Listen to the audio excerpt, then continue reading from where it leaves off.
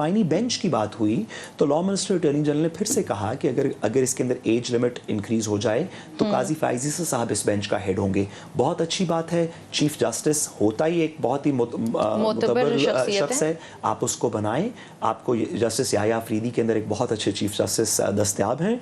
मुझे यकीन है कि कोई भी मुस्बत हुकूमत जस्टिस याह्या अफरीदी को इस बेंच का हेड बनाएगी। ठीक हो गया। मैं इनकी बात नोट कर रही थी कि इन्होंने कहा कि हमारे चीफ जस्टिस जो बहुत इंडिपेंडेंट जज है, तो मैं I am very curious to know Saad sahab कि आप मुझे ये बताइएगा कि क्या आप बाकी सारे जजेस की इंडिपेंडेंस को क्वेश्चन कर रहे हैं और आपको लग रहा है कि सिर्फ चीफ जस्टिस जो है वो इंडिपेंडेंट जज है? अगर आपने सीनियर अगर 10 बंदे इंडिपेंडेंट जजेस हों या 17 बंदे इंडिपेंडेंट जजेस हों तो आप पिक एंड चूज तो नहीं कर सकते कि अच्छा ठीक है हम इसमें से इंडिपेंडेंट नंबर 6 बनाते हैं। अगर सारे इंडिपेंडेंट है तो 1 से शुरू कर दें, फिर आप पिक और चूज क्यों करेंगे? हम तो कह रहे हैं कि सारे इंडिपेंडेंट हैं, बट आपने इन्होंने कहा तो चीफ जस्टिस से शुरू करें। अगर तमाम लोग, या तो आप कहें कि तमाम लोग इंडिपेंडेंट नहीं है और बताएं कि क्यों नहीं है, उनके खिलाफ 209 के अंदर रेफरेंसेस भेजें, उनको फारिग करें। अगर तमाम जज इंडिपेंडेंट हैं तो चीफ जस्टिस से शुरू करें, फिर नंबर 4 से 5 से शुरू करने की तो कोई जवाब नहीं होगा। बिल्कुल, उसके अलावा भी 2 सीनियर तरीन जजेस आ रहे हैं। बिल्कुल ठीक बात हो गई, यहाँ पे आपका पॉइंट आ गया। आमिना, आपकी क्या राय है? आपको क्या लगता है कि कौन होगा सरबरा?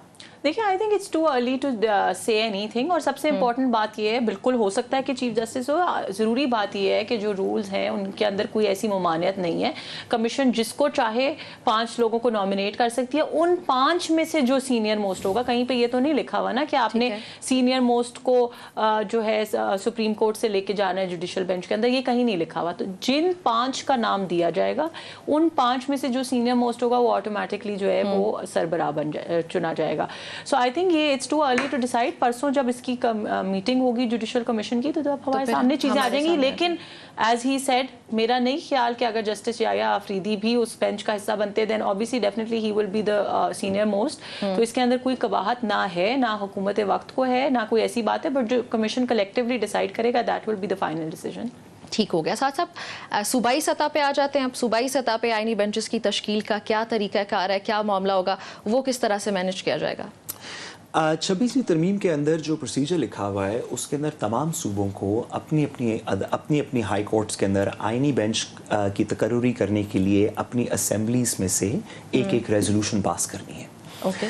तो यानी कि पंजाब असेंबली एक रेजोल्यूशन पास करेगी जिसके बाद जुडिशल कमीशन के थ्रू पंजाब के अंदर एक आईनी बेंच की तकर्री होगी, एक या एक से ज़्यादा की।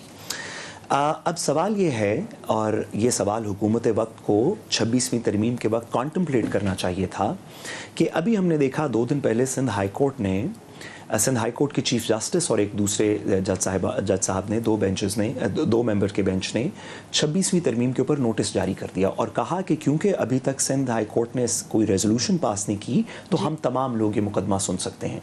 लेट्स से फॉर एग्जांपल कि केपी की असेंबली और वो कोई रेजोल्यूशन पास नहीं करती, तो क्या होगा?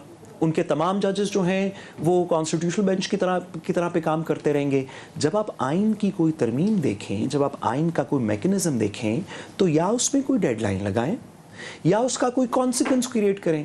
आज आपकी हुकूमत है, कल किसी और की हुकूमत होगी, अगर वो रेजोल्यूशंस पास नहीं करती या वो रेजोल्यूशंस अंडू कर देती है तो सुप्रीम कोर्ट के अंदर एक बेंच चल रहा होगा जो आईनी बेंच होगा और बाकी तमाम हाई कोर्ट्स के अंदर नहीं होगा और तमाम जजेस 199 सुन रहे होंगे। I completely agree with it कि उसका कॉन्सिक्वेंस होना चाहिए।